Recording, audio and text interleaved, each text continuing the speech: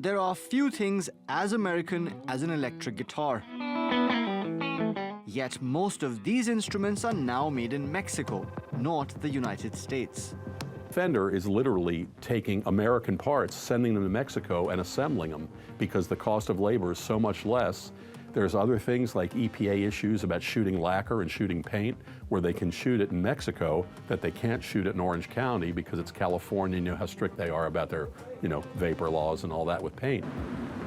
Dozens of other US industries have also taken advantage of NAFTA and shifted their production south of the border. US President Donald Trump says that's killing American jobs, so he wants to renegotiate the 23-year-old deal. But the numbers don't back up Trump's statements. Mexico and Canada make up about 30% of the United States' international trade, yet they account for just 13% of its trade deficit. Both countries also import more services from the world's biggest economy than they sell to it, so the US consistently runs surpluses in this segment. That would imply a trade imbalance is not the biggest concern for the United States. Yet all sides agree the stakes are high. It's one of the most important renegotiations of the economic life of our country. Depending on the outcome of this renegotiation, we could have a whole new generation of opportunities or problems in the economic realm.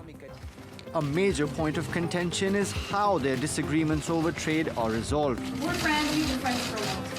The US wants to stop using independent arbiters and send such cases to local courts instead.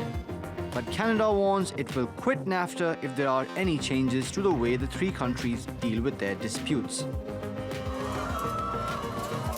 The US wants better market access for its pork, poultry and dairy products, and better protection for intellectual property rights. And all sides want to update labor and environmental rules but can't agree on what these changes should be. So, even if a new deal is reached, it may not mean more jobs for Americans. Right now, it's actually cheaper, all things considered, to build a guitar in Mexico than it is in Japan, or even in China.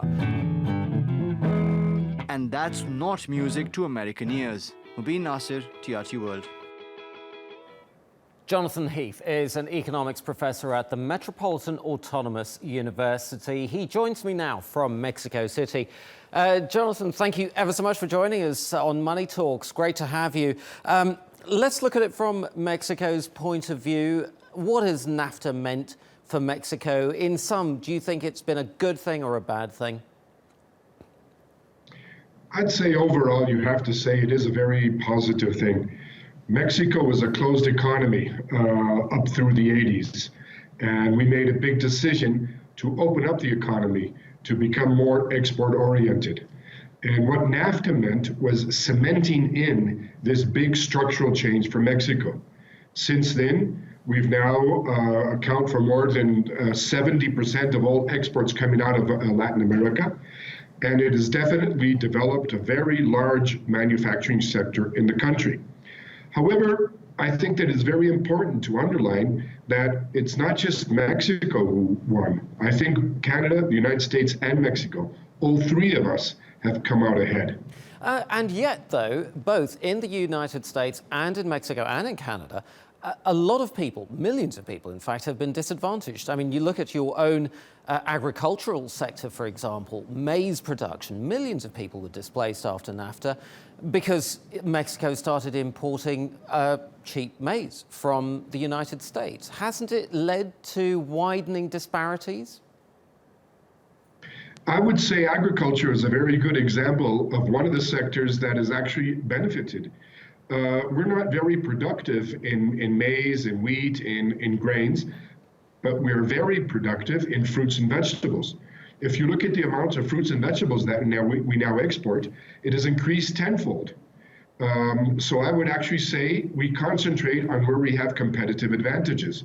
We weren't that competitive in wheat, so we don't produce that much wheat anymore. We're very competitive in fruits and vegetables, so that's what we're now producing.